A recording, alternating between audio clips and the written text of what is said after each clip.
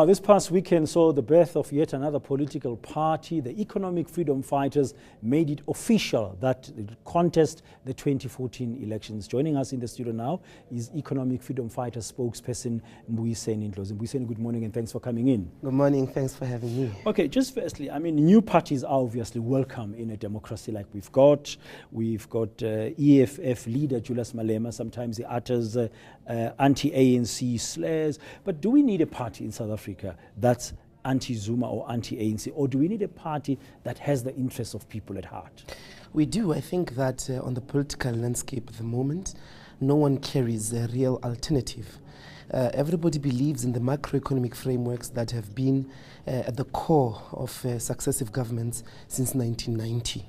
And so Economic Freedom Fighters presents an alternative, radical economic route, which we believe is going to solve the problems of high levels of unemployment, poverty and inequality.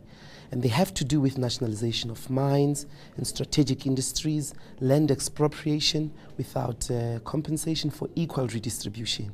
And that's really what every economy that hits a crisis does. The state comes in decisively, kickstarts the economy. That's what everybody does. But what we've been asked to do here in the country for the past 20 years is to normalize a crisis. High levels of unemployment and neoliberalism is not working. And so on the political landscape, really, the EFF is a real alternative. And do you think it has the interests of the people at heart? It definitely does. I mean, that's what drives us. It's not the ANC that drives us. It's not Jacob Zuma that drives us.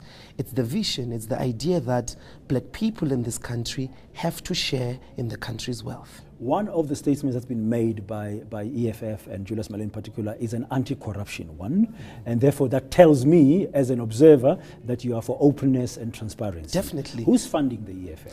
Well, at the moment it's members through very basic contributions who would like to be funded. I mean, if the eNCA is interested, they could fund us too. Unfortunately, and we don't fund political parties as an independent media organization.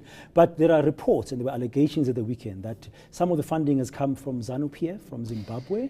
No, we haven't been in any talk with anyone outside the country, no big funders yet. Would like to be funded by particularly Zimbabweans, but not yet. Do you have a relationship with the ZANU-PF party? No, we haven't officialized any relationships with political formations outside the country. We're looking forward to actually going across the world and finding friends. And Zimbabwe would definitely be one of the priorities. What about internal friends? Are you making some moves to yes, coalesce with somebody for the elections? Definitely in our assembly on Saturday and Friday. We had the Unemployment People's Movement, September National Imbizo, the Lawnmen Workers of Marikana. These are the important endorsements that we've received. We have not formalized any political alliances, but we've got endorsements in terms of forming a political party and contesting 2014 elections. Okay, now at the National Assembly in Soweto, your manifesto has been out. What kind of voters is the EFF trying to win to have a successful bid in 2014? And what are you targeting, really, in terms of the percentage of the national vote?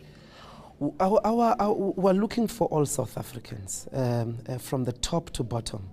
If this economy is going to work, EFF policies are the only route. This economy is going to collapse in our hands. So if you are a businessman, if you are the middle class, but in the main, black poor people, if this economy is going to accommodate the huge numbers that are being marginalized, EFF is the only route. So we're targeting everyone, but in the main, the working class. I mean, of course, I think that part of the problem with that formulation is that many people might think the attachment to the label ANC is going to be a problem, and we're going to work on that. We're going to work to make people understand that the ANC is empty now of any possibility for a good future. And so in 2014, we want everything. We want to take power in all. So we're targeting to take parliament in the majority. But that's very, very ambitious indeed. Economy to grow, to deal with unemployment that you've mentioned. Nationalization, I need to ask you this. I mean, you look around South Africa, look around SADC countries. Mozambique had nationalization. Zambia had nationalization policies as well. I think in Angola as well at some point. But they've now embraced market-related economic policies over time from the late 80s. Why do you think it will work in South Africa? Because the global economic framework has changed. It started changing in the 80s. It's beginning to change again. The neoliberal framework has collapsed. It has collapsed European economies, it has collapsed United States economy. And also we've got increasingly a multipolar world. So the world has changed. Everybody across the world is beginning to come back in terms of the state. Market policies are not working. It will work because it's time, globally and nationally, for an experimentation with less market-related policies, more state, a decisive, strong, efficient state that comes into the economy. That's what everyone is doing. That's what the United States is doing. That's what China is doing. That's what Brazil and India is doing. And so it's not new. It's not really irrelevant. It will work. Okay, thank you very much. There we'll have to leave it. That's Economic Freedom Fighter spokesperson Mbuyiseni Ndlozi. News that moves. eNCA.com.